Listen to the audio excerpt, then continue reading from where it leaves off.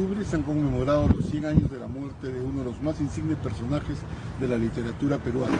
Estamos hablando de Ricardo Palma Soriano. Sus restos están aquí, en el Cementerio Museo Presbítero Maestro de la ciudad de Lima, en la Cuarta Puerta. Hemos tenido un acto académico importante, ha estado presente el rector de la universidad, el alcalde de la ciudad de Miraflores, y el discurso de orden ha sido dado por el doctor Manuel Pantigoso, director del Instituto Ricardo Palma. Palma nace en 1833 y muere en 1919. Tuvo una larga vida y participó de un conjunto de acontecimientos. Todas las guerras civiles las vivió Palma. El combate del 2 de mayo, la guerra del Pacífico, la entrada de Piérola, hasta el gobierno de Leguía.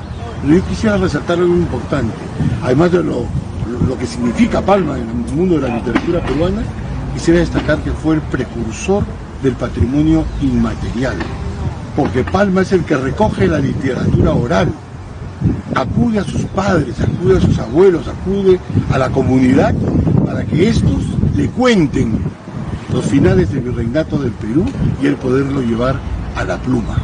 Creo que las tradiciones de Ricardo Palma es un texto obligatorio para todos los peruanos, pero además, como lo han dicho el día de hoy, Palma tuvo una infinita variedad, no solamente en lo que se refiere a las tradiciones o a la literatura o a la narrativa, sino también al ensayo y a otros géneros, la poesía inclusive.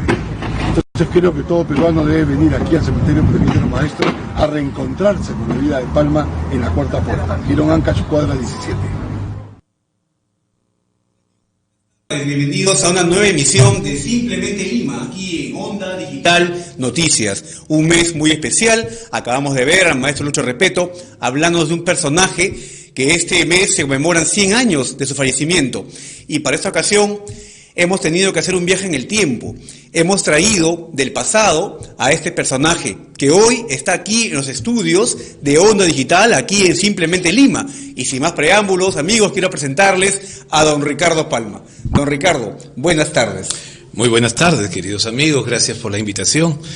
Aquí estoy, después de pasar por un horizonte supremo, he venido acá a recordar mi Lima de siempre y una satisfacción de ver que todavía no me olvidan. Discúlpeme de haberlo despertado de ese largo sueño, pero era necesario conversar con usted a tono con estos días en que mucho se le recuerda. ¿Qué opina usted de todas las actividades que están haciendo ahora para recordarlo? Bueno, humildemente pienso que uno hace y escribe y después uno ni se acuerda lo que escribe. Como quien dice, empezó esto casi como una aventura. Un día, como periodista, no sabía qué escribir, qué noticias entrar, y empecé a buscar, investigar y empecé a hacer pequeños artículos, sin imaginarme qué iba a ser después el rumbo, el camino, el estilo de un género que después fue llamado tradiciones peruanas. Y que por supuesto han servido para reconstruir la memoria de esa Lima que usted alcanzó a ver, esa Lima del siglo XIX, aquella que se alejaba de la época virreinal y entraba a nuevos tiempos. Efectivamente, bueno, yo nací cuando ya todavía se respiraba el ambiente colonial y fui testigo de todo el proceso, ¿no? Dios mediante, había mucho de otra Lima que se dejaba el airecito pues del virreinato. Sin embargo, en mis tradiciones también valoro la época de los incas. Es más, cuando cometí mi pecado contra las letras escribiendo primero obras de teatro, mi primera obra de teatro hablaba pues sobre los incas, ¿no? Entonces El Hijo del Sol. Obras que después me encargué de desaparecer porque no consideraba que estaban a la altura de lo que se merecía el público. Pero ahí me siento muy agradecido por de pronto encontrarme un billete. Me siento muy agradecido por encontrar por ahí universidades, calles. No sé, humildemente creo que es inmerecido, solo cumplía mi labor de comunicar lo que estaba frente a mí. Y cuando uno es artista tiene la necesidad y la inquietud de crear, y tenía tanto material a mi alrededor. Confieso que tuve la suerte también de ser bibliotecario y eso de ser escritor y bibliotecario a la vez, me ha permitido hurgar entre polvorientos archivos y enorgullecerme a fe de, sin estar loco, leer libros que ya nadie lee. Así que a veces me identifico tanto con ellos que a veces no me sé si estoy vivo o estoy muerto, o si viví en otra edad. Vive en el recuerdo, es presente, por supuesto. No hay día que no se hable de las tradiciones. Y mientras que alguien vida. recuerde a alguien, la vida continúa, porque finalmente dejar de respirar no es la muerte, sino el olvido. Por supuesto. Pero usted de joven participó en varias revoluciones. Era un muchacho muy inquieto. ¿Por qué quería sacarlo usted a Ramón Castilla, luego contra otro presidente más? ¿Qué pasaba? Bueno, la verdad, locuras de la juventud. Efectivamente, en épocas de que no existía como ahora los derechos humanos y todo, tranquilamente pude haber terminado ahí en mi juventud febril y lleno de inquietudes, ¿no? El mismo Castilla se encargó pues de exiliarme en vez de hacerme pasar por el batallón de fusilamiento, y le agradezco tanto que, como ustedes saben, le he dedicado varias de mis tradiciones a él, entre los cuales hay una tradición que todos ahora cuando se hablan de tantos regalitos que reciben algunas empresas actuales. Nada viene de nada, ¿no? No hay puntada sin hilo, como todo decía mi abuelo. Algo, ¿no? Sí, pues así que cuando Castilla recibió ese cañoncito, ese dije para su reloj, dijo, arma peligrosa, no la toquen, está cargado, ¿no? Así que la historia de un cañoncito es un reflejo de lo que todavía, lamentablemente, se está viendo. El día de hoy, sí, ¿no? Felizmente Castilla fue una persona que no puso sus manos hasta saber de qué se trataba. Han pasado 100 años de ello y sin embargo lo que usted escribió sigue vigente. También salvó la vida usted en el combate del 2 de mayo. Estaba al lado Unos de José minutos Gálvez. antes de que estallara la Torre de la Merced, sí, ¿sí? Efectivamente, estuve ahí. ¿Qué pasó? ¿Quién lo llamó? ¿Cómo? ¿Por qué se fue en ese Es que momento? tenía la obligación de estar en el telégrafo. Lo que no saben algunos amigos, que también yo fui marino, ¿no? Sí, Y claro. Dios mediante tenía conocimiento de la clave Morse, y yo estaba mandando los mensajes, pidiendo pues los refuerzos, poniendo en tiempo real. Ahora es tan sencillo, pues veo que los muchachos andan con un aparatejo llamado sí, celular. Efectivamente, antes había que hacer punto y coma, como mi Punto y coma. Y por cierto, en este combate del 2 de mayo fue la primera vez que se usó, ¿no? El telégrafo en el comercio. Efectivamente, era primera la vez. novedad tecnológica, y a mí me tocó la triste obligación de anunciar pues la muerte de mi amigo. De don José Gálvez. Así es, don José. Pasan los años y usted, por supuesto, se dedica a esa labor literaria con una obra, Los Anales de la Inquisición, Ajá. que es una obra muy celebrada. Y que casi me cuesta también la comunión, ¿no? La comunión. Sí, quizás y lo digo riéndome cuando le preguntan cuando don Dimas de la Tijereta en el infierno, previo a hacer su juicio por la almilla que había ofrecido, le preguntan quiénes eran los jueces, y entre los jueces también habían, como yo, muchos escritores. Así que los literatos estamos condenados a estar en el infierno. Así que, ¿qué vamos a hacer? Y en todo caso vivió preparado para ello. Sin embargo, un infierno fue lo que se vivió en Lima en la ocupación chilena.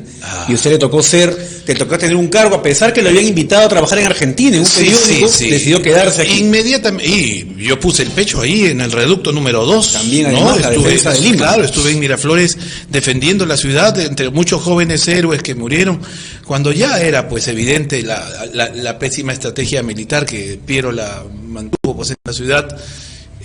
A pesar que yo era pirolista, debo reconocerlo objetivamente. Me dijeron, señor Palma, ya es inútil, vaya, trate de salvar lo poco que debe quedar en su casa. Y ahí, en cuanto a áreas, ahí muy cerca, fui corriendo a lo que era mi primera casita en Miraflores, y solo encontré incendio y el dolor tan grande de ver mi biblioteca personal y muchas obras que nunca llegaron a publicarse, entre ellas Los Amazones, historias que pudieron haber sido recordadas, así como el Anales de la Inquisición, aparte de mis tradiciones peruanas, que no llegaron a ver pues nunca la imprenta por causa de esta absurda guerra. Absurda guerra, pero que sin embargo en el proceso de reconstrucción nos dejó su temple, su esfuerzo de poder recuperar la Biblioteca Nacional. Lo conocían como bibliotecario mendigo. Sí, pues pero inmediatamente sucedió todo lo que sucedió y fui a la Biblioteca Nacional y encontré solo un establo de caballos y ningún libro. Yo alcé mi voz de protesta y casi me cuesta también la vida, me tomaron prisionero, me encerraron en uno de los barcos chilenos. Felizmente tenía amigos, escritores, políticos internacionales que abogaron por mí y salvé de morir. Sin embargo, entré en una enorme depresión que ya pasada la ocupación chilena, el presidente en ese momento, Miguel Iglesias, me invitó a ser el director de la Biblioteca Nacional, pero la verdad ya no había biblioteca, no había libros. Había que rehacerla, ¿no? Y no que tocaba otra cosa que mendigarlos. Felizmente, amigos... Hubo respuesta. Felizmente que también Chile devolvió a su amigo el presidente en ese entonces. Así es. Bueno, no todo lo que hasta tengo entendido que hasta hace poco han seguido devolviendo algunas cosas. Sí, claro que sí. Pero bueno, no todo devolvieron. Algunos libros que eran piezas únicas que bueno, mejor es un tema que la verdad que es como comprendo el dolor, la pena de ese momento difícil que usted pasó. Hay unas preguntas relacionadas a sus tradiciones. Primero, cuéntenos brevemente cómo a usted le surge ese deseo de ir registrando y de ir recopilando las historias desde la época virreinal, la época también prehispánica, comentó, y cada personaje y sus debilidades y grandezas que usted recoge en sus letras de las tradiciones peruanas. ¿Cómo surge ello? Algunos de ustedes se preguntarán ¿por qué escribo estas leyendas? ¿Por qué de siglos difuntos dan a mi pluma estos asuntos unas consejas tan estupendas? La razón hoy voy a explicar.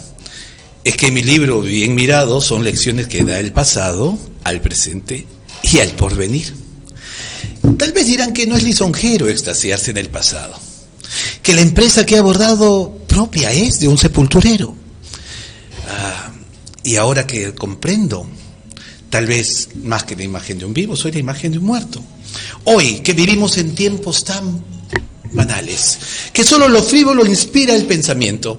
Hoy, que son sus altares el egoísmo y el tanto por ciento. Ya basta de tanta queja ejaculatoria y sigamos hablando y leyendo mis historias. Yo escribiendo y tú mis tradiciones leyendo. Y aquí paz. Y después, gloria. Impresionante, gracias don Ricardo por esas letras que usted ha compartido. ¿Son parte de algún escrito que usted tiene? Sí, es un extracto de una carta tónico-biliosa que le mandé a una amiga en algún momento. Pero bueno, esto resume en cierto modo esa pregunta que siempre me hacían: Ricardo, ¿por qué te afanas? ¿No? Y pensarán que loco estoy porque ando hecho un ambulante archivo de mis tradiciones peruanas. Dios mediante. Ahora, cuando han pasado 100 años, como lo mencionabas hace un momento, lamentablemente en algunos casos veo que no ha cambiado mucho. Ha cambiado Lima, sí, se ha modernizado, ha perdido mucho la esencia de lo que fue en un momento, pero los problemas de fondo, la injusticia social, el racismo, digamos, problemas como por ejemplo la violencia de género, siguen vigentes, que yo ya los mencioné en mis tradiciones. La corrupción, el tema de la moral. Y uno se puede reír con las tradiciones, pero como dije hace un momento, son lecciones del pasado que nos da siempre el presente y el porvenir. Algunas preguntas, por ejemplo, que siempre surgen con el tiempo para hacérselas a usted, y ya que ha hablado usted de ese tema, ¿no?, del racismo, ¿usted considera que tener una ascendencia afro dificultó su carrera literaria en algún momento? Mucho se ha hablado, sobre todo entre líneas y a mis espaldas, sobre el tema. Bueno, la verdad no importa de dónde haya nacido, porque total acá en Lima y en el Perú, todos somos peruanos. Y el que no tiene en Lima de Inga, tiene de Mandinga, así que no me vengan con problemas. La verdad, lo que vale es la persona. Y si alguien quiso hacer mella en mi interés o en mi pureza humana, por eso perdió su tiempo. Interesantísimo. Otro tema más. ¿Qué ilustres limeños en su momento colaboraron para devolver los libros que se perdieron? Porque se sabe de que muchos libros no fueron llevados a Chile, todos. Muchos quedaron y fueron comprados por gente de aquí. Sí, bueno, pero como los ilustres limeños aún tienen familia aquí, permítame saltar como un acróbata tu pregunta, porque después ahora tengo entendido que hay problemas de demandas y todo, así que lo que puedo decir es que tuve el gusto de tocar puertas de aristocráticos y gentilmente no solo me cedieron los libros que empezaban a rematarse por la calle también, porque los chilenos no se lo llevaron todo, también empezaron a hacer su negocio personal, pero gran parte de lo que volvió a la Biblioteca Nacional fue del peculio personal de muchos importantes aristocráticos, y eso hay que reconocerlo, que en el momento pusieron también su grado de patriotismo, claro que sí. Y no importa que me hayan puesto el mote del bibliotecario mendigo, con gusto lo volvería a hacer. Don Ricardo, en todas sus historias que usted ha escrito, Ricardo Palma, ¿con qué etapa de la historia peruana se quedaría? ¿Con qué personaje se identificaría? ¿Cuál es la que más a usted le ha gustado? Bueno, la verdad que si vemos en proporción de mis 453 tradiciones, la gran mayoría las escribí sobre la colonia. Es evidente pues que la colonia ha tenido pues digamos más insumos para poder hacer historias y sobre todo la necesidad de que en ese momento no se olvide lo que fue, de dónde veníamos. Yo viví una temprana república y como tal las revoluciones eran tan frecuentes. Y ya que me haces esa pregunta, se me viene a la mente en este momento a mi querido amigo Paiva. Paiva. Sí, el capitán Paiva, el fiel secretario del señor presidente de la República, Salaverry, que en el conflicto de la Confederación Peruano-Boliviana tuvimos una guerra también con Bolivia que casi no figura ya casi en los libros de la historia, no se comenta ya. Entonces hemos tenido guerra casi con todos los vecinos, así es verdad, ¿no? Pero Paiva pues es un héroe, pero es un héroe que sin monumentos, y solo creo que el único que lo ha registrado humildemente es este servidor, ya que fue una persona leal e íntegra que por entregarse a la patria y por seguir al pie de la letra todas las órdenes que le daban, no entendía el pobre de metáforas, y así cuando que le dijeron, anda, si quieres anda, mátate, cumplió al pie de la letra el encargo de Salaverry. Don Ricardo, dos preguntas de cierre. Primero, ¿por qué usted habla de una manera que a muchos, por supuesto, no les gusta, de la Perricholi? Si era su vecina, nací en la misma calle. Bueno, pues... Perricholi, Perrachola... Bueno, a decir verdad... no creas, pero si tengo que hacer comparaciones, hay otras damas limeñas que merecieron a mucho más prestigio que la Perricholi, pero reales, ¿no? Sin embargo, ahora visto a la distancia, en el momento que lo escribí, debo reconocer pues que la Perricholi fue una dama, y ante todo, abandonada ya por Amat, se la supo arreglar como una empresaria y emprendedora, y educar a su familia y hacer patria también, como le corresponde a cualquier persona. Así que no hay que dejar de ver a la mujer como el sexo débil. Ella fue una mujer muy fuerte, ¿no? No solo una muy buena artista, sino también fue una empresaria y supo pues tuvo sus molinos, también tuvo regencia pues de los teatros. Entonces hay que darle al César lo que se merece. Ahora Ricardo Palma reconociendo después de 100 años que por supuesto Micaela Villegas es un personaje importantísimo. Y uno más, Pancho por si acaso nació en Lima, nació en Lima. Sí, no le crean esa historia. Esa fue una cosa de momento que te escribió. No, eso es mentira. Son las voladas y que se dan en el momento. Después se demostró que los documentos aparecieron y que efectivamente Limeña de pura cepa. Sí. Pancho Fierro dejó registrado buena parte de la historia, y usted además colaboró colocando ¿no? con su letra la descripción de la imagen. Por supuesto, he tenido pues una colección importante de la obra de Pancho Fierro es el Goya peruano, definitivamente.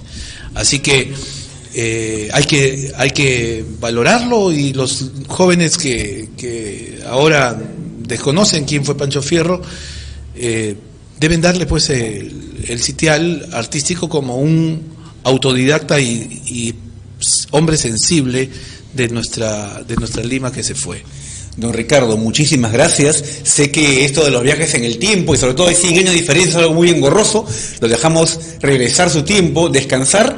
Y amigos, por supuesto, ahora tengo que presentarles al gran actor y dramaturgo Rafael Sánchez, que nos ha personificado en este momento a Ricardo Palma. Rafael, qué gran trabajo que estás haciendo, de verdad. Te agradezco muchísimo la invitación. La verdad que es una satisfacción porque Palma es un personaje riquísimo, no solo por la obra que nos ha dejado, sino como ser humano, como hombre completo. Es un héroe, como hemos mencionado, cuando estuvo en el combate de 2 de mayo, en la invasión chilena.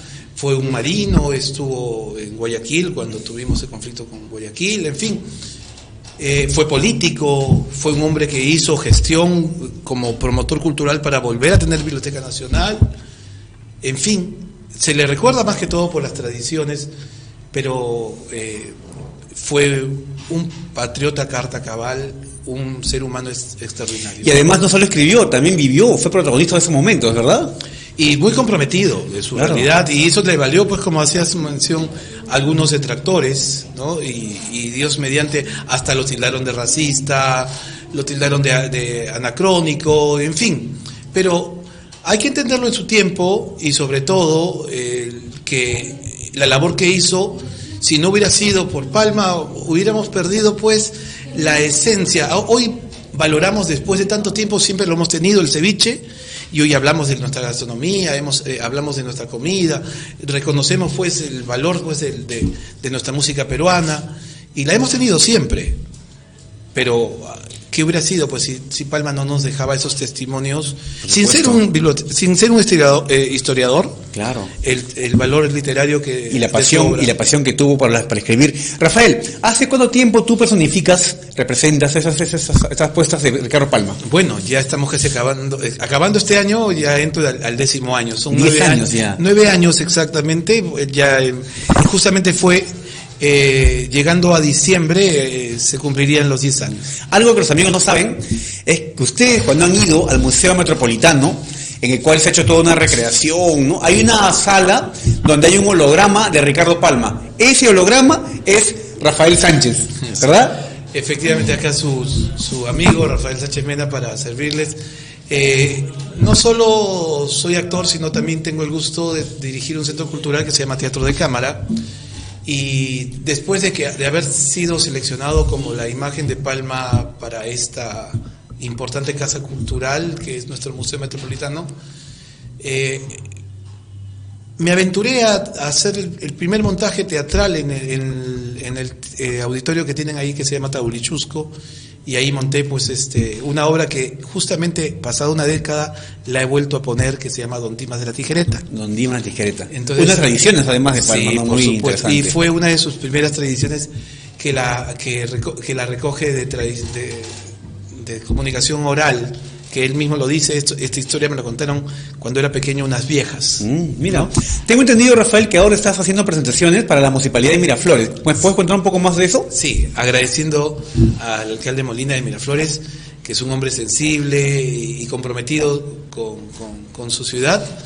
Palma ha sido también, como hace un momento hemos mencionado, un vecino cuando Miraflores era una villita romántica, y ahí encontraba él la paz para poder escribir y poder trabajar. Entonces, irse a Miraflores era prácticamente un pequeño viaje que se hacía pues generalmente o en tranvía o a lomo de caballo. Claro. Entonces, Miraflores habrá sido pues un lugar donde los aires eran muy puros, la poesía estaba a la vista frente al mar, en fin.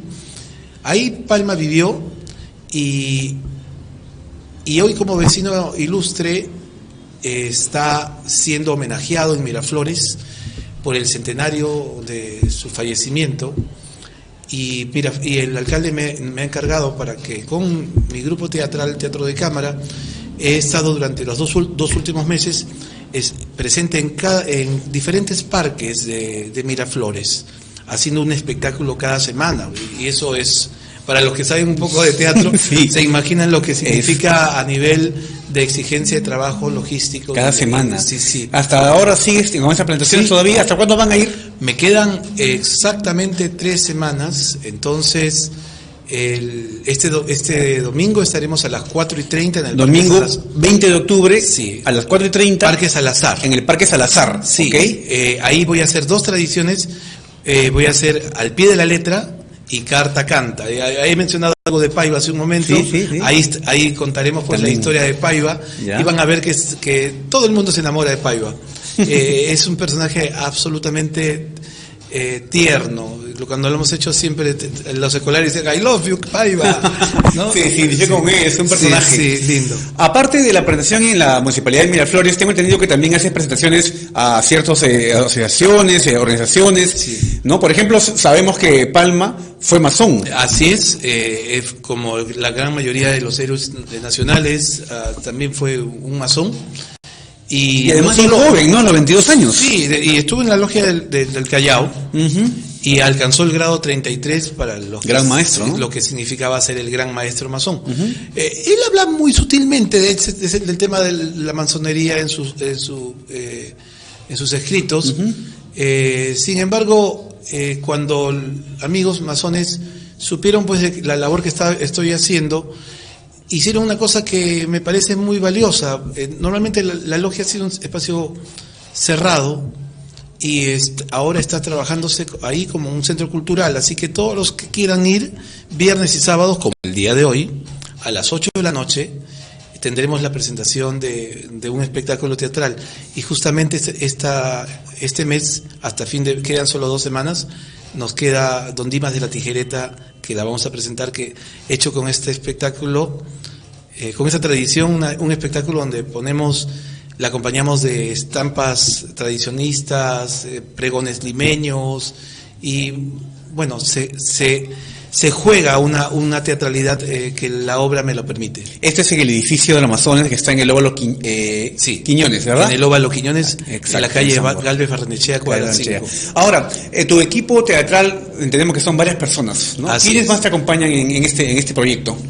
Walter Hualpa, Fernando Peto, Mayra Loaiza, bueno, Pepe Medina, Carlos García Quintana, K.B. Kremer, está Miguel Ángel Malpartida, en fin, tenemos una base, son 10 años de trabajo prácticamente que vengo haciendo las tradiciones, y tenemos como casi un staff de actores que están comprometidos con Teatro de Cámara, con esta labor que es difundir pues nuestra identidad. Y tengo pues actores que también aparecen en determinadas tradiciones y en otras no, pero tengo un equipo estable, felizmente, y he estado pues en donde Dios me lleve, ¿no? Me he ido a provincias, he estado... Palma tiene una historia hermosa el bachiller Pajalarga, por ejemplo, el pasquín de los bachiller Pajalarga, que cuenta la fundación de Guadalupe, de la ciudad en Trujillo, y he tenido el gusto, gracias al Ministerio de Cultura, de estar haciendo talleres de lectura a nivel nacional, y he estado llevando tradiciones y haciendo que la gente conozca muchas de las tradiciones que desconoce, ¿no? Que cuenta su propia identidad. Excelente, Rafael Sánchez, actor. Muchas gracias por estar hoy aquí en Simplemente Lima. Amigos, ya saben, se está presentando en estas semanas con la Municipalidad de Miraflores en muchos parques. Entrar a la página de Facebook de la Municipalidad y poder ubicarlo, porque la representación que él hace es espectacular. Lo hemos vivido aquí en carne propia hoy día, así que muchas gracias, maestro Palma. Muchas gracias, Rafael. Bueno, me despido, gracias por su atención, a todos los que nos han acompañado esta oportunidad. Y ya saben, nos pueden encontrar los viernes y sábados en la Logia de los Masones para ver Don Dimas de la Tijereta. Hay entradas de promoción en la web de Atrápalo, y o búsquenos en el Facebook de Teatro de Cámara Perú. Muy bien. Excelente. Muchísimas gracias, Rafael, nuevamente. Amigos, A ti el por la tema de invitación. Palma, gracias. El tema de Palma continúa. Vamos a una breve pausa y regresamos en instantes con el historiador Jorge Huamán. Ya regresamos aquí en Simplemente Lima.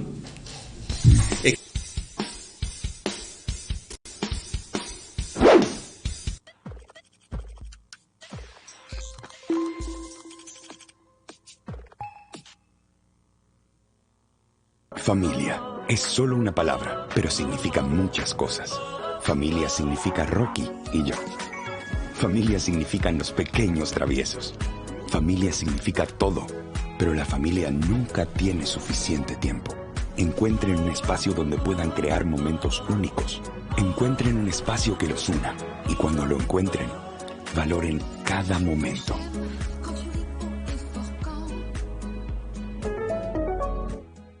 Onda, onda, hola, onda. Cuide su salud visual. Visite ahora mismo Óptica Gemini. Aquí encontrarás lo que tus ojos necesitan. Monturas de cristales oftálmicos importados. Cristales de alto índice con 50% menos de espesor en los bordes. Photo Gray, Photo Brown, resinas, bifocales y lentes de contacto, blandos y gas permeable. Te esperamos en el Girón Paruro 483, a media cuadra de la Clínica San Camilo, espalda paralela al Congreso. Recuerda, más vale prevenir que lamentar. Onda, onda, hola, onda.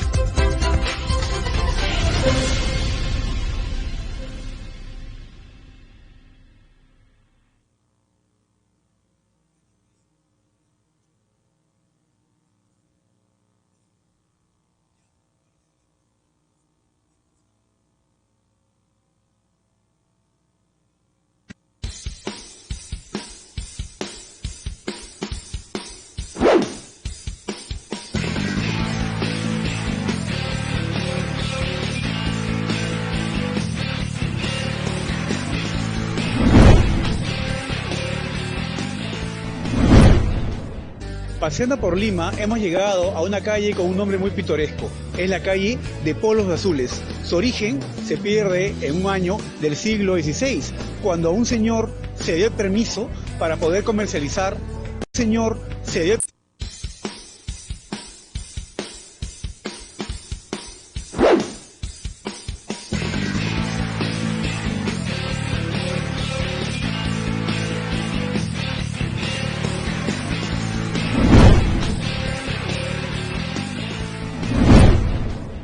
Paseando por Lima, hemos llegado a una calle con un nombre muy pintoresco. Es la calle de Polos Azules.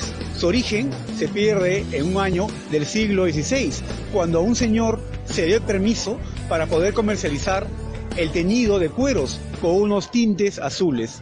Ese fue el motivo por el cual se le dio ese nombre a esa calle, lugar donde se ubicó además.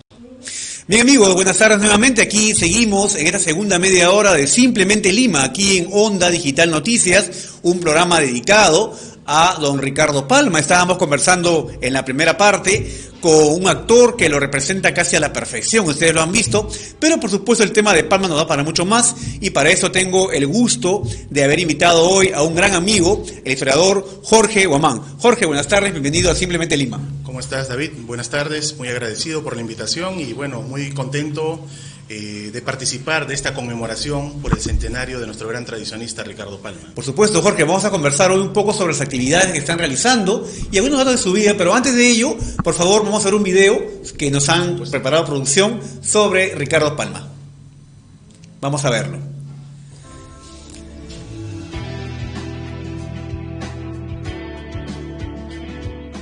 Palma fue un muy creativo y dio en el clavo al ofrecer pues al público lector un relato breve, enjundioso, de fondo histórico, pero muy sazonado y condimentado por su ficción, por su imaginación, por su fantasía.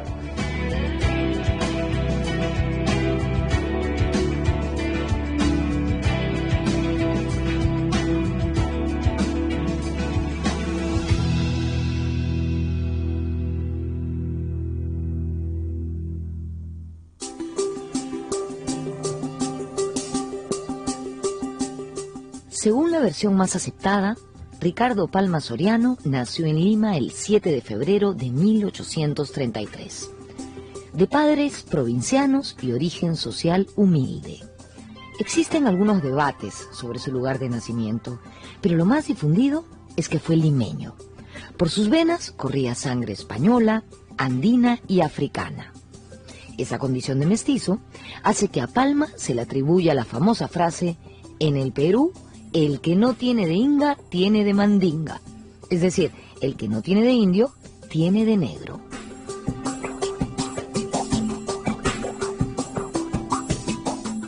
Mi padre se llamaba Pedro Palma, era un mestizo proveniente de un pueblo de Cajamarca.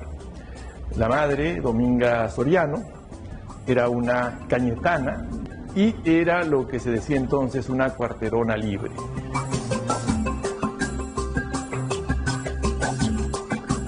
El padre y la madre de Palma fueron peruanos puros y netos. Resulta así por la virtud incontrovertible de los documentos que el máximo representativo del limeñismo literario, a quien por esto se regateaba la condición total del peruanismo, fue el fruto de la unión de un hombre andino del norte del país. Y es que si tanto se ha escrito, se ha hablado sobre Ricardo Palma, un personaje que este mes se conmemoran 100 años de su fallecimiento, y justamente para seguir hablando de él y que nos aporte unos datos sobre las actividades que está realizando, vamos a conversar con Jorge. Jorge, ¿qué actividades ha preparado la Biblioteca Nacional del Perú en torno a este centenario del fallecimiento de don Ricardo Palma? Bueno, es una pregunta interesante porque Ricardo Palma es uno de los grandes pilares de la Biblioteca Nacional del Perú. Y no solamente es un referente para nuestra institución, sino que es un personaje emblemático de nuestro periodo republicano. Entonces, este año estamos conmemorando el centenario de su fallecimiento y la Biblioteca Nacional no podía ser ajena a este recuerdo, ¿no? Básicamente, la biblioteca ha realizado pues un conjunto de actividades culturales, lo que es, por ejemplo, una romería a la tumba de don Ricardo Palma. El día de ayer hemos participado en una conferencia hablando sobre las actividades y la gestión de Ricardo Palma en la Biblioteca Nacional. Y bueno, estamos dentro ya de actividades mucho más específicas, revalorando todo el material ligado a Ricardo Palma que resguarda la biblioteca, ¿no? Justamente eso te quería preguntar. Mencionas que la biblioteca resguarda un material ligado a él. ¿De qué hablamos? Hablamos de manuscritos, también hablamos de fuentes de consulta que él empleó para sus escritos. ¿Qué cosa es este fondo? Claro, mira, ahí hay un detalle bien interesante. Ricardo Palma estuvo ligado casi toda su vida a la Biblioteca Nacional, como usuario, como funcionario, como director de biblioteca. Entonces, la presencia de Ricardo Palma es total en la institución. Por supuesto, muchas cosas ya no están. Hay que recordar que la Biblioteca Nacional pasó por un incendio en 1943, pero ¿qué es lo que ha quedado? Por ejemplo, libros con anotaciones de don Ricardo Palma que salieron en el contexto de la guerra hacia el vecino país del sur, y en el año 2007 y en este año 2017 han retornado. Entonces son libros que cuentan con inscripciones de don Ricardo. Gracias a estos textos, hoy en día podemos saber qué libros le sirvieron de inspiración a don Ricardo para confeccionar sus tradiciones peruanas. Dentro de ese fondo que nos comentas, ¿hay algún libro raro, algún libro curioso de repente que nos puedas comentar? Hay una joya bibliográfica que realmente tiene que ser promocionada. Un personaje muy emblemático del periodo virreinal fue don Manuel de Amat y Junyent, claro que ¿no? sí. Ligado a algunas obras públicas de Lima, mucho más conocido por la relación sentimental que tuvo con la actriz Micaela Villegas. El detalle es que también recibió muchas críticas por supuestos actos de corrupción, ¿no? Eso ya da para otro tema, pero el detalle es que cuando él estaba para irse, apareció un impreso clandestino, es decir, sin las licencias, ¿no?, del Estado virreinal, donde se contaban muchas cosas negativas del virrey, pero también muchas cosas de Micaela Villegas. Don Ricardo Palma, en el año 1880, mientras era subdirector de la biblioteca, pudo consultar ese ejemplar y le hizo muchas anotaciones de puño y letra, ¿no?, sobre todo en aquellas donde se hablaba de Micaela Villegas. Y ese ejemplar es el que le sirvió de inspiración para confeccionar una de sus tradiciones más conocidas, Genialidades de la Perricholi. Entonces, tú puedes ver hoy en día en la biblioteca, dentro del fondo Libros de Vuelta por Chile, el material que le sirvió de fuente para construir esa tradición. A mí me parece genial. No, por supuesto, qué interesante. Además de que ya conocemos el puño y letra de Ricardo Palma por las acuarelas de Pacho Fierro, que es lo más visible, pero conseguir este material biográfico es interesante. ¿Y tú por qué crees que Ricardo Palma, un poco yendo a ese tema que nos has comentado, incidió tanto en el origen de la Perrecholi fuera de Lima, cuando se ha probado documentalmente que ya nació en Lima, ¿no? Claro. Bueno, en realidad... ¿Cuál es tu opinión? ¿Qué cosa crees tú que hubo allí? Lo que pasa es que en el siglo XIX se trabaja mucho con documentos que están a la mano, pero no todos estaban a disposición de los investigadores. Entonces, los documentos referidos al origen de Micaela Villegas no estaban pues a disposición en aquel entonces. Entonces, a falta de documentos, lo que circulaba eran los rumores. Entonces, lo que hizo Ricardo Palma, como él muchas veces decía, ¿no? Para confeccionar sus tradiciones, él recurría, cuando no había documentación histórica, a la conseja popular, a lo que decía el pueblo. Y lo decía abiertamente, ¿no? Según la conseja popular. Exacto. ¿No? ¿Es un error, tú crees, hoy que los historiadores tomen como una fuente seria a Ricardo Palma para elaborar o fundamentar alguna historia? Yo creo que si van a tomar a Ricardo Palma como fuente, primero hay que hacer un trabajo de análisis de cómo construía su obra Ricardo Palma. Ricardo Palma en estricto no hace historia y como tal no puede ser tomado como una fuente histórica. Ricardo Palma hacía tradición. ¿Y qué es la tradición? Una historia, ¿no?, con mucha ficción, ¿no?, una historia ficcionada. Él se inspiró mucho en autores como Sir Walter Scott o como Alejandro Dumas, ¿no?, que parten ambos de hechos reales, verídicos, pero luego hermoseados con cosas propias de la imaginación. Y la imaginación de don Ricardo pues era afiebrada, era riquísima, ¿no? Y es lo que nos ha legado. Bueno, sí, bueno, muy claro, más claro ni el agua lo que nos acabas de comentar, Jorge. Y básicamente sobre esto tú has desarrollado una labor también de análisis, viendo algunos de los personajes de Ricardo Palma representados desde las lápidas del cementerio Perpetua Maestro. Yo recuerdo alguna ocasión haber escuchado una charla tuya sobre el tema. ¿Qué personajes hallaste de las tradiciones de Palma en ese lugar? Claro, esto parte de una duda mía, ¿no? Si partimos del hecho de que Ricardo Palma habla de historia, pero historia que luego es ficcionada, entonces la pregunta es, ¿todos sus personajes existieron? Sabemos, por ejemplo, que la mariscala Francisca Zubiaga existió, pero don Dimas de la Tijereta obviamente no existió. Entonces quise hacer un rastreo de cuán verídicos eran sus personajes. Y teniendo una fuente de información como el Matías Maestro, me fui a buscarlos. Él habla de muchos personajes republicanos, es decir, personajes que vivieron en su siglo, y habiendo un solo cementerio aquí en Lima, entonces necesariamente tendrían que estar allí. Y comenzaron a hacer los personajes, ¿no? Entonces, por ejemplo, él tiene una tradición titulada María Abascal, donde habla de quien habría sido, pues no, la amante de Bernardo Monteagudo. Me fascinó esa historia, había que buscarla. Él daba un dato, en qué año había muerto, me fui a buscarla al cementerio y bueno, apareció, entonces confirmando la veracidad de su existencia. Personajes que aparecen dentro de su obra, como por ejemplo Antonio Malagrida, ¿no?, aquel que aparece en una de sus tradiciones referidas a Garibaldi, aparece en el cementerio. La famosa hija política de Justo Figuerola, aquella, ¿no?, que le alcanza la banda a don Justo Figuerola para tirarla por el balcón. Bien, ella se llamaba Catalina y también está en el cementerio. Entonces, el hecho de redescubrir estos personajes que le sirvieron de inspiración nos abre una nueva veta de información sobre las tradiciones, sobre don Ricardo, y evidentemente pues nos ayuda a centrar mucho más, ¿no? Y además esto se suma a lo que nos has comentado del fondo bibliográfico en la biblioteca, ¿no?, donde se reúnen pues todos los documentos y material de consulta que él tuvo, ¿no? Claro, por supuesto. Miren, en la biblioteca hay una cuestión interesante. Más allá de los documentos que él anotó, que pertenecían a la institución, él tenía una colección particular, una correspondencia muy riquísima, ¿no? Él es una persona que escribió mucho y que recibió mucha correspondencia del Perú y el extranjero.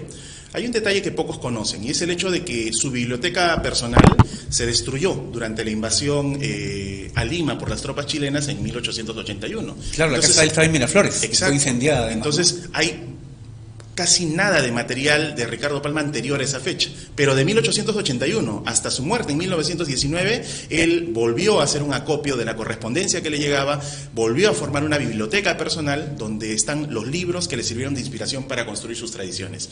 Todo eso estuvo en poder de su familia y fue adquirida por la Biblioteca Nacional en el año 1949. Después del incendio ya, ¿no? O sea, ya en el nuevo local, por decirlo de un modo, ¿no? Por eso es que nosotros allí tenemos, por ejemplo, muchos borradores de sus tradiciones, ¿no? Los manuscritos originales de algunas de sus obras. En definitiva, la biblioteca tiene una fuente importantísima de consulta para conocer sobre tradiciones y sobre el autor Ricardo Palma. Mucho se ha comentado respecto a la importancia que tiene él, no solo se ha comentado, es evidente, ¿no? El aporte que él ha hecho de sus tradiciones, creando además este género, es todo uno de los baluartes más fuertes de este género, ¿no? A nivel sudamericano. Claro. Él tiene todo un proceso evolutivo en lo que es la construcción de lo que al final nosotros conocemos como tradición. Él originalmente se aficiona mucho a la lectura de crónicas que te hablaban de sucesos del siglo XVI, donde cundía mucho, ¿no?, el cuento, ¿no?, donde cundía mucho la historia, pero una historia no como objetivo, sino como un medio para moralizar. Entonces, él comienza llamando a sus producciones, a las propias, por ejemplo, ¿no?, crónicas, romances, historias, pero en algún momento él define finalmente sus trabajos como tradiciones, ¿no? Y bueno, esto es muy interesante, pues, ¿no?, poder rastrear cómo va evolucionando este género. Has mencionado crónicas del siglo XVI, ¿no? ¿Estas existen ahora como fondo documental en la biblioteca? ¿Se han ubicado? Existen, por supuesto. Bueno, y no solo existen, sino que Ricardo mismo las citaba. Él consultó mucho, por ejemplo, la obra del Inca Garcilaso de la Vega. Claro, los comentarios. Yo te quiero contar algo, por ejemplo. Una de las tradiciones más conocidas de don Ricardo es aquella tradición titulada Carta Canta. No sé si tú la recuerdas, ¿sí?, que es justamente donde dos indios van transportando 10 melones, se comen 2 melones y al final, ¿no?, el encomendero se da cuenta y los castiga. ¿Por qué? Porque el dato de que habían 10 melones estaba en una carta. Todo eso que todo esto que Ricardo Palma lo presenta como una tradición, en realidad lo toma de los comentarios reales del Inca Garcilaso de la Vega.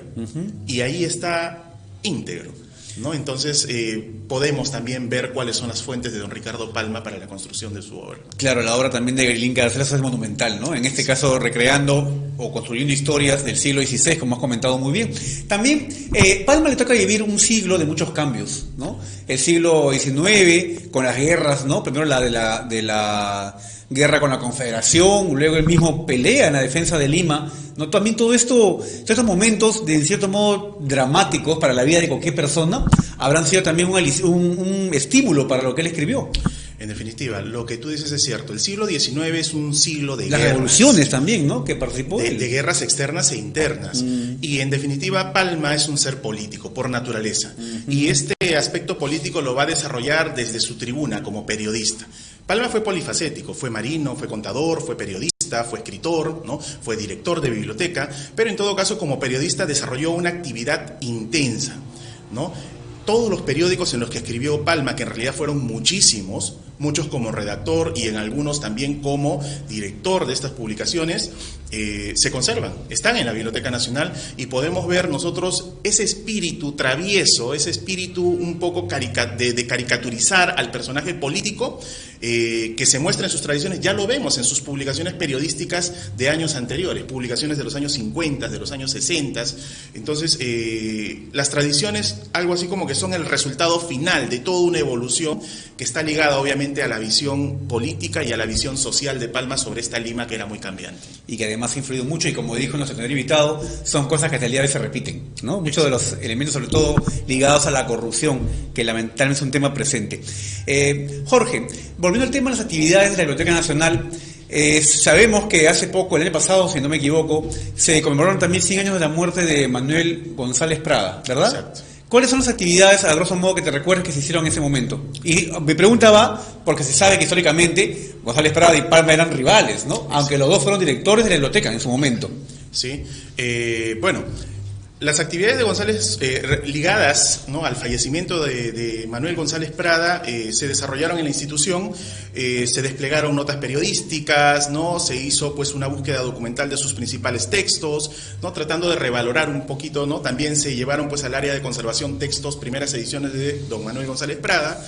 Y en el caso de don Ricardo Palma también, ¿no?, se está haciendo lo mismo, ¿no? Entonces hemos tenido ya presentaciones donde se ha hablado de la vida y obra de don Ricardo, se ha hecho una romería institucional. Te cuento que estoy planteando al área indicada el hecho de que podamos hacer una romería, más que ya en términos institucionales, una romería para ver y valorar, ¿no?, in situ a los personajes de Ricardo Palma que están en el Matías Maestro. Que además fue parte de tu trabajo en su momento y que ahora lo has compartido en un modo. Exacto, ¿no? Claro, Entonces esperemos que esta propuesta llegue a buen término. Dentro del marco del centenario. Tendría que ser definitiva, ¿no?, en estas semanas.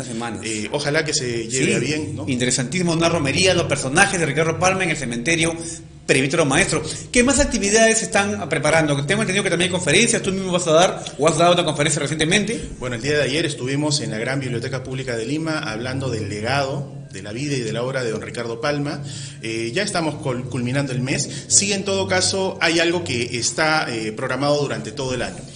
La Biblioteca Nacional del Perú es el ente rector en todo lo que se refiere a lo bibliográfico documental, libros, documentos y todo esto. Entonces, teniendo un gran cúmulo de materiales ligados a don Ricardo Palma, estamos procediendo a hacer las propuestas de declaración como patrimonio cultural de la nación de los materiales ligados a don Ricardo. Entonces, ya se han declarado sus memorias institucionales como director de la biblioteca. También el año pasado propusimos la declaratoria, el Ministerio de Cultura ayudó mucho, nos aceptó la declaratoria de 8 manuscritos autógrafos de don Ricardo Palma, donde destacaban, por ejemplo, algunos manuscritos autógrafos de sus tradiciones y de algunas otras obras. Y también se pudo declarar la primera edición completa de sus tradiciones peruanas.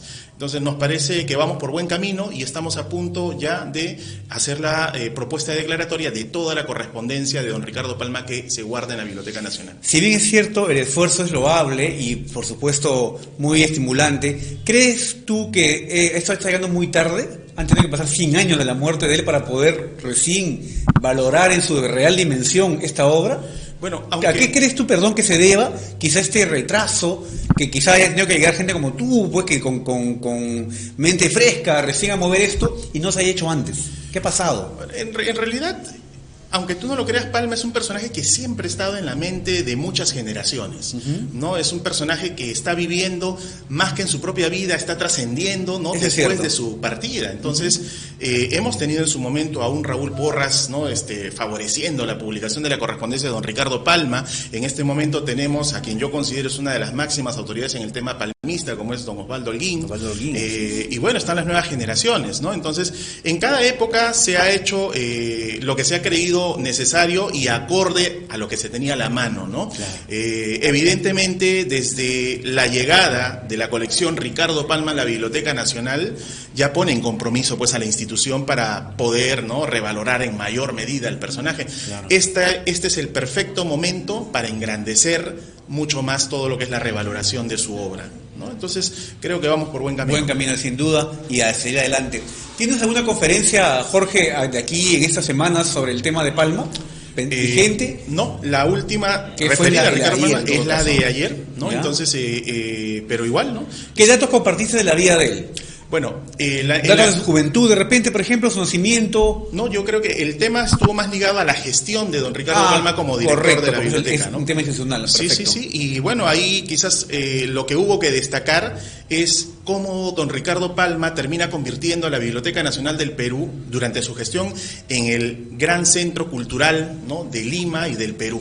Como decía ayer, realmente, ¿no?, y parafraseando un poco a Abraham Valdelomar, si Lima era la Biblioteca Nacional en definitiva era don Ricardo Palma. Todo aquel que llegaba a Lima venía para conocerlo. Y ya que está relacionado a la Biblioteca Nacional, una pregunta.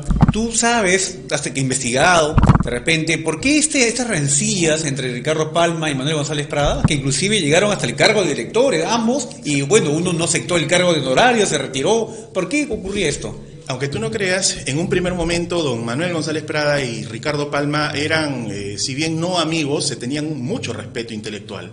Entonces, es más, incluso cuando ya Ricardo Palma es director en 1885, hace comentarios elogiosos hacia la obra de don Manuel González Prada. Creo que el problema viene por cuestiones políticas, ¿no? Entonces, Manuel González Prada está decepcionado de la actuación política de nuestras clases dirigentes durante la guerra, está buscando explicaciones, y se daba el caso que Ricardo Palma era muy afín a don Nicolás de Piérola, Así es, ¿no? Que fue sindicado como uno de los responsables de la derrota en la guerra. Entonces, esta cuestión política es la que va a marcar el distanciamiento entre ambos. Tanto así que cuando Manuel González Prada da su famoso discurso y dice, no, los viejos en la tumba, ¿no? Claro, en el Politeama, muchos, quizás queriendo encender la polémica, dijeron, se está refiriendo a don Ricardo. Y Ricardo Palma, pues, sintió la pegada, claro, y respondió, y ahí se produjo la separación total. El cisma amical entre ambos. Por eso es que cuando Ricardo Palma finalmente renuncia, yo creo que esto fue a propósito. El gobierno decidió nombrar como su reemplazante a su principal antagonista. Eso mencionan. Eso fue el año 12, si no me equivoco, en la época de Leguía. En el año 1912.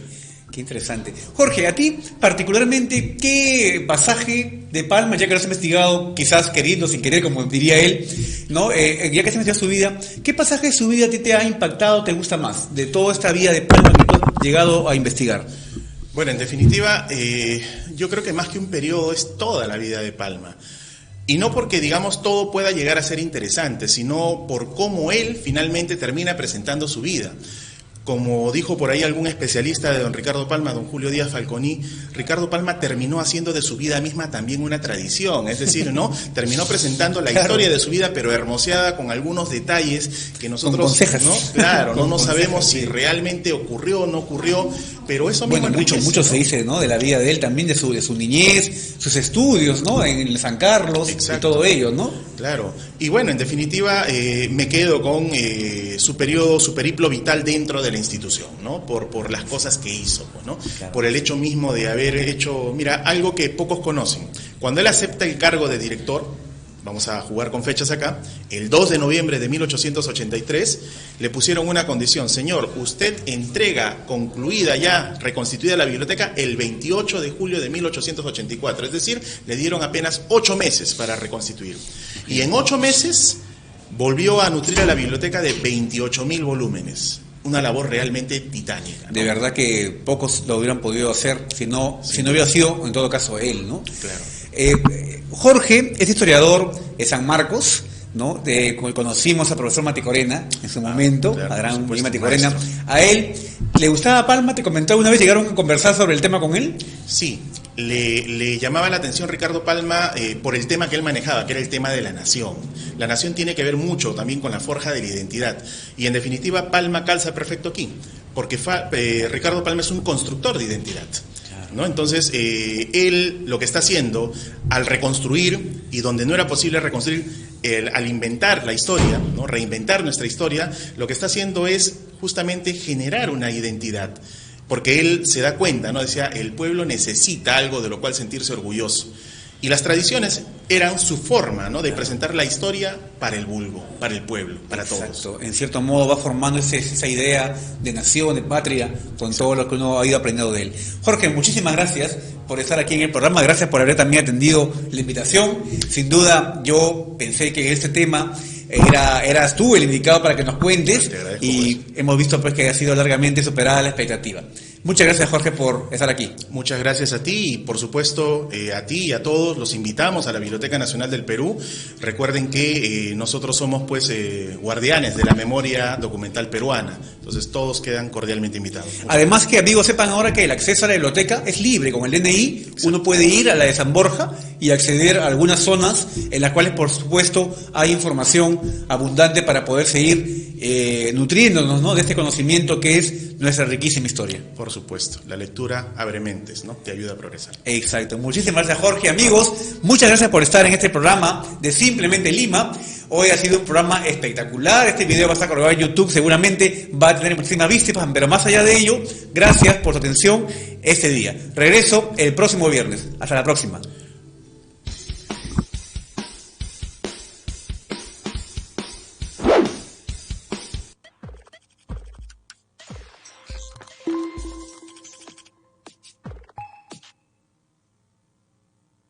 Onda, onda, hola, onda. Cuide su salud visual. Visite ahora mismo Óptica Gemini. Aquí encontrarás lo que tus ojos necesitan. Monturas de cristales oftálmicos importados. Cristales de alto índice con 50% menos de espesor en los bordes. Photo Gray, Photo Brown, resinas, bifocales y lentes de contacto, blandos y gas permeable. Te esperamos en el Girón Paruro 483, a media cuadra de la Clínica San Camilo, espalda paralela al Congreso. Recuerda, más vale prevenir que lamentar. Onda, onda, hola, onda.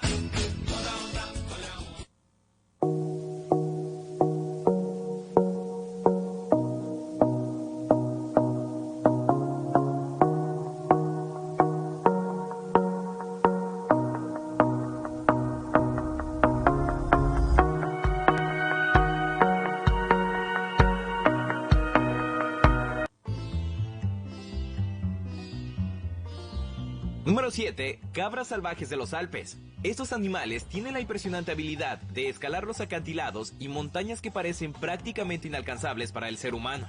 Sin duda, un poder digno del mismísimo hombre araña.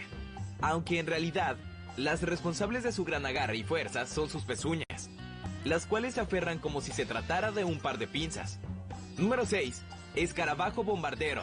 No te dejes engañar por su tamaño, pues este peculiar escarabajo es capaz de lanzar un poderoso ácido químico a presión, el cual se encuentra a una temperatura de casi 100 grados centígrados. Con ello es capaz de provocar terribles quemaduras a sus oponentes. Simplemente impresionante. Número 5. Hellfish rojo. El pez con manos, como se le conoce a este ejemplar, vive en las zonas más profundas del océano y utiliza sus aletas para caminar por las rocas. Pero lo más increíble es su capacidad de reproducirse y sobrevivir prácticamente a cualquier cosa. Sus células se regeneran constantemente y sin tener desgaste alguno en sus tejidos. Por ello, los científicos dicen que este animal tiene el poder de no envejecer nunca. Número 4. Anguila eléctrica. Este animal, como lo indica su nombre, es capaz de acabar con los depredadores y cazar a sus presas gracias a sus células especiales, capaces de lanzar una descarga eléctrica de 860 voltios, lo suficientemente fuerte para noquear a una persona adulta e incluso provocarle la muerte en caso de recibir varios ataques continuamente. Número 3. Rana peluda. Esta rana tiene la increíble capacidad de romper los huesos de sus patas y convertirlos en potentes garras para defenderse de sus enemigos. Debido a esta extraña y poderosa habilidad, ha sido nombrada como la rana Wolverine, ya que al igual que este mutante de los cómics, puede atacar con un arma producida por su propio cuerpo. Número 2. Pulpo mimo. Este impresionante animal tiene la habilidad especial de camuflarse entre el ambiente de manera casi perfecta, además de imitar los colores de su entorno y también los movimientos y posiciones de otros animales, desde un venenoso pez león hasta un cangrejo o cualquier animal que parezca completamente amenazante para salvar su vida. Número 1. Rata topo calva. Este roedor proveniente de África ha desarrollado la inmunidad al cáncer, debido a que posee una proteína en su cuerpo capaz de detener el crecimiento de los tumores y células malignas. Gracias a su habilidad, puede vivir hasta 30 años, es decir, 4 veces más que un roedor de su tamaño. Además, son capaces de realizar un proceso similar a la fotosíntesis de las plantas cuando hay poco oxígeno. Soy Víctor González.